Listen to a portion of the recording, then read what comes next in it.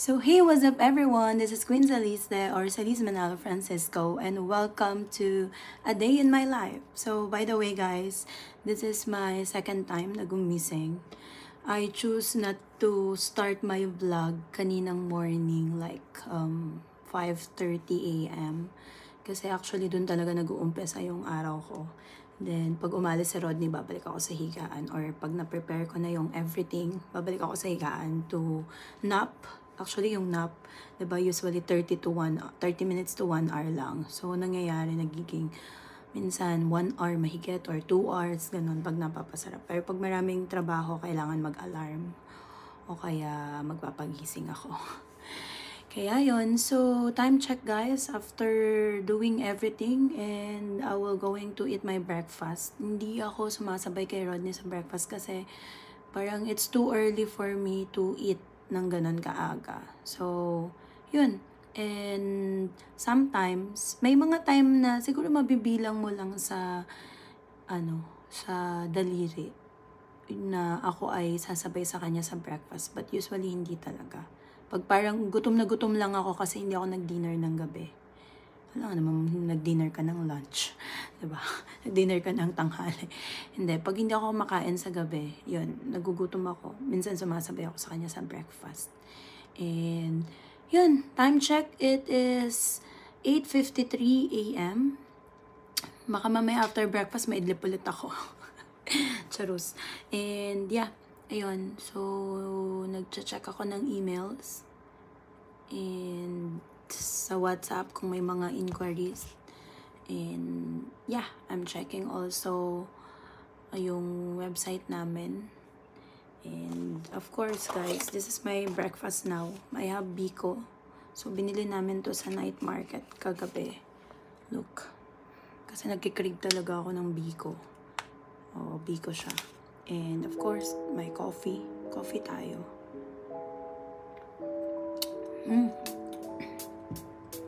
Actually, alam niyo, kapag umaga, ganito yung day in life ko.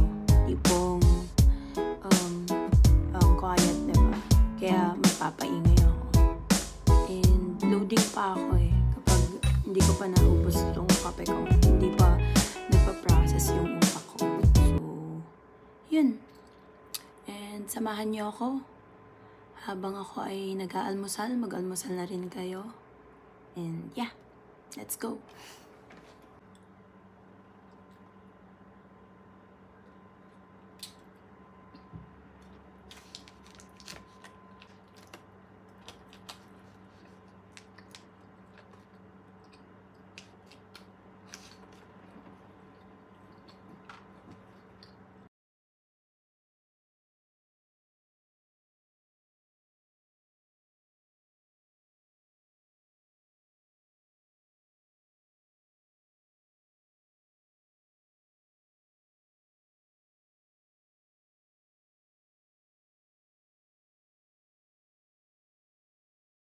Alam nyo guys, meron akong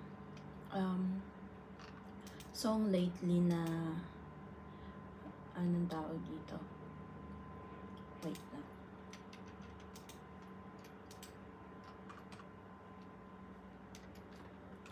Yun, meron akong song lately na talagang na-LSS ako. Ulit-ulit siyang kinakanta ng mind ko. It's just like you are, alam mo yung parang yung lalaki naghaharana sa isang babae. Tapos itong song na to, para siyang naghaharana sa Lord. Hindi siya parang yun talaga yung linya. Pakinggan niyo.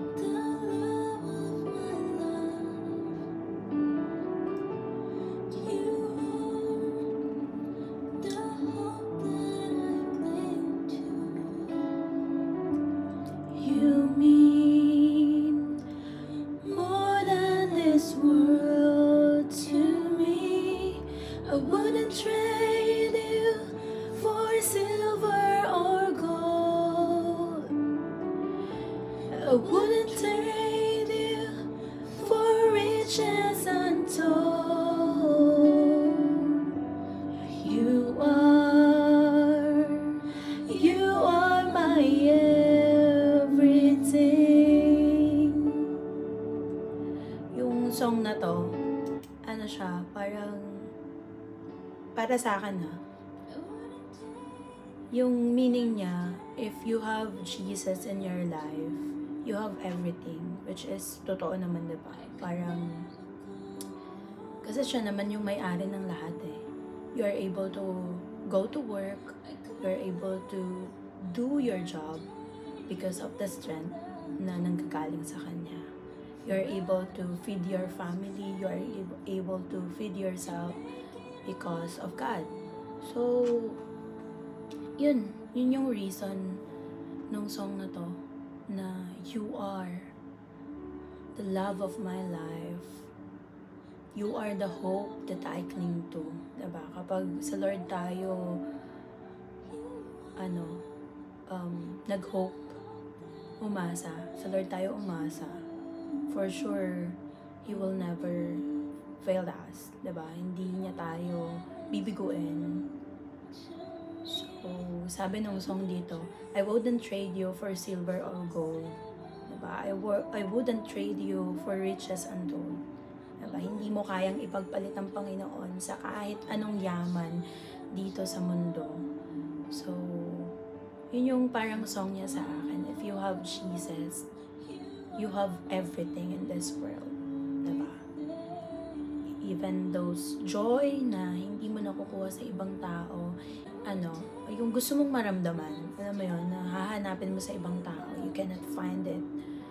But with Jesus, you can feel everything. Sometimes, diba, parang sa sobrang stressful ng mundo, nadadama yung kaisipan natin. And there are times na parang iniisip natin na, alam mo yun, parang iniisip natin na ang gulo-gulo ng mundo, pati yung isip mo ang gulo-gulo. Especially if you are struggling in your job, in your family, in your finances, in your health, in everything.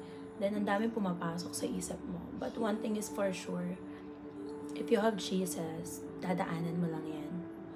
Kailangan lang kasi natin nararanasan yung mga bagay-bagay. Basta parang ako ay maaaring isang buhay na patotoo and proven and tested ko talaga na if I have Jesus, hindi ako magkukulang. Naranasan nyo na ba na parang sometimes parang kailangan mo to, parang itong bagay na to kailangan mo, but Jesus is telling you to spread or to give it to someone. Diba? So, are we going to obey dun sa pinapagawa ng Lord, or are we going to keep it kasi Lord, kailangan ko to eh. Diba? So, but when you decide to give and to obey what is God telling you, makikita mo parang, I'm not telling you this na parang, alam mo yun, and everything na pinapagawa ng Lord is gawin natin dahil may kapalit ito.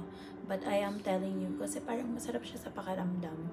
And overflowing blessing, favor, and everything will come into your life. Diba? So, yun. Sobrang LSS lang talaga ako sa kanta na to. Hindi ko pa siya naaaral ng mabuti. Kaya yun. Yun lang. Na-share ko lang. Try niyong pakinggan. Actually, ang totoong singer nito is si Ron Canali. Ayan. Si Ron Canali isa siyang worship leader. And, meron din na nag-duet sila ni Darlene Sheck. And kinover na ng iba't ibang mga talagang singeries on YouTube and then everything. Hindi ko matandaan kung napaawit na to sa church eh. But, I don't know. Anyway, lumalamig na yung kape. So, yeah. Actually, hindi ko ato agad-agad mauubos kapag sa morning.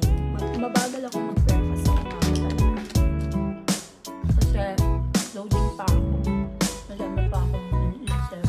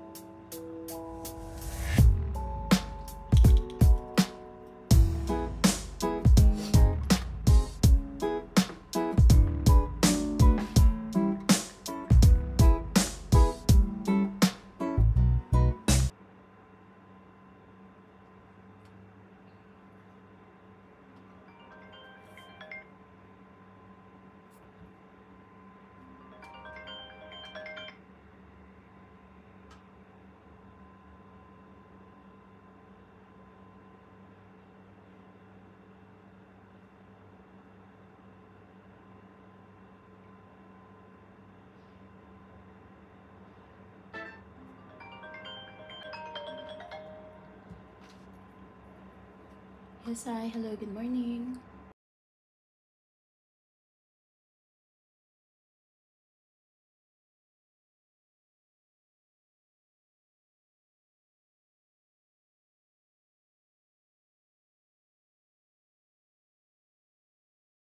Two hours later. So, yun guys. Time check, 11 na.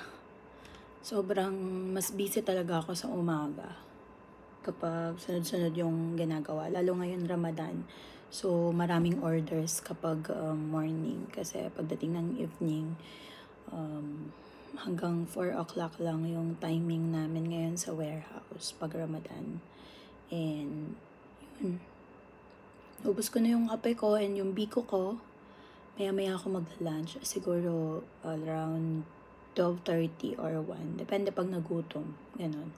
So, ang gagawin ko muna ngayon, tapusin ko lang tong ginagawa ko. And then, magsalang tayo ng labahin para, alam mo yun, dumediretso ang trabaho. Habang tayo'y nagtatrabaho.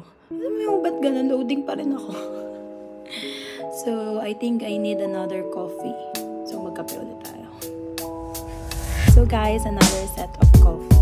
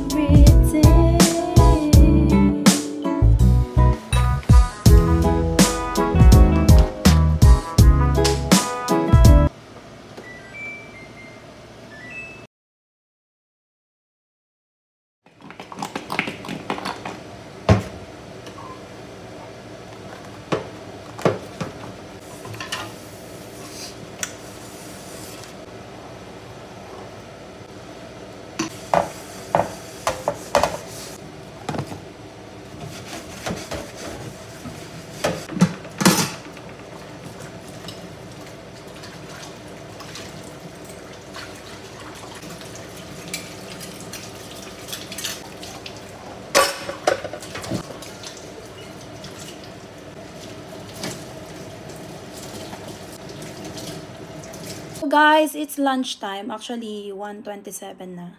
Ayan. And yeah, may ulam is laing. Ang dami kong kanin. Gugutom ako eh. Suloy pa rin ang nakapagsalang na ako ng labahin. Nahugasan ko na yung mga plato and kaldero na pinaglutuan ko kaninang umaga. At pinagkainan na Rodney. Then, ayan. Lunch tayo guys. Then, usually, pag mga ganitong lunchtime, wala masyadong ginagawa. Depende. Parang napapansin ko lang talaga na Wednesday, hindi ganun ka-busy yung araw. So, yun. Ayan. Watching ako ng mga vlog, either vlog ng ibang mga YouTuber or something na meron akong malalearn na wisdom, gano'n. Or meron ako na nakakatawa. Papanoodin ko yung especially for you na may showtime. So, alam nyo, the best talaga ang laing sa Pita Restaurant, guys. Sarap.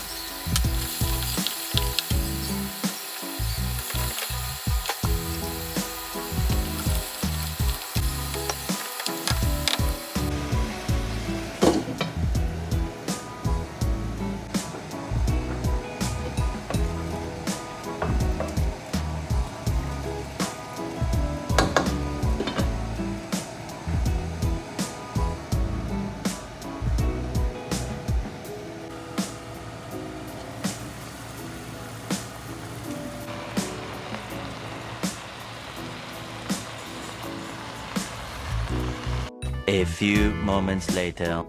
So guys, hapon na. It's 3:48 PM na dito sa UAE and medyo napagod ako. So, nakapagluto na tayo ng dinner. Early ako nagluto kasi gusto kong maligo maya-maya lamang. So, maybe after 30 minutes, mag-rest lang tayo and then yala, maliligo na. So, yun. Ang dinner namin ngayon is adobo. Kasi nag-uumapaw yung toyo ko ngayon. So, yun. 2 hours later. Ayun. So, yun na nga guys. Nakaligo na tayo sa maligo. And time check guys, it's 5:04 PM. Ayan, sakto. So, alas 5 ng hapon na dito mahigit. And yeah, I think I just need to finish this vlog dahil parang feeling ko ang haba na nito. Tingnan ko kung paano ko ikakat-cut. So, yun yung buong maghapon natin. Actually guys, hindi pa dito natatapos yung work ko. Pero, dahil Ramadan ngayon, wala masyadong trabaho. So, thanks be to God. Then, yung ganitong oras, maya-maya, antayin ko na lang si Rodney. Siguro mga 6 PM or 7 before nandito na yon. So, magdi-dinner na. And, yun. Yeah, that's a day in my life. Sana nag-enjoy kayo sa vlog kong to. Wala akong makontent masyado, kaya I'm planning na, gumawa ng a day in my life vlog. Kahit karamihan sa ginagawa ko is routine lang, paulit-ulit. So, basta samahan nyo na lang ako. Just to update also my channel, Queen Saliste. And sa lahat ng mga nagsusupport at hanggang ngayon ay nandyan pa rin. Kahit hindi tayo palaging nakakapag-upload, kahit hindi tayo palaging nakakapag-upload, hindi tayo nakakapag-live, thank you kasi nandyan pa rin kayo. Laging sumusuporta sa akin. So, yeah, shout out to my Das Wow PA, Tatay Daskol, Tatay Wow, and Sisi LMJ for this merch. Wala lang, ito lang yung nahugot ko sa cabinet. So I'm going to end this vlog, guys. Thank you so much for watching. Don't forget to like, share, subscribe, and hopefully nag-enjoy kayo sa vlog kong to. And yeah, see you in my next vlog. Bye!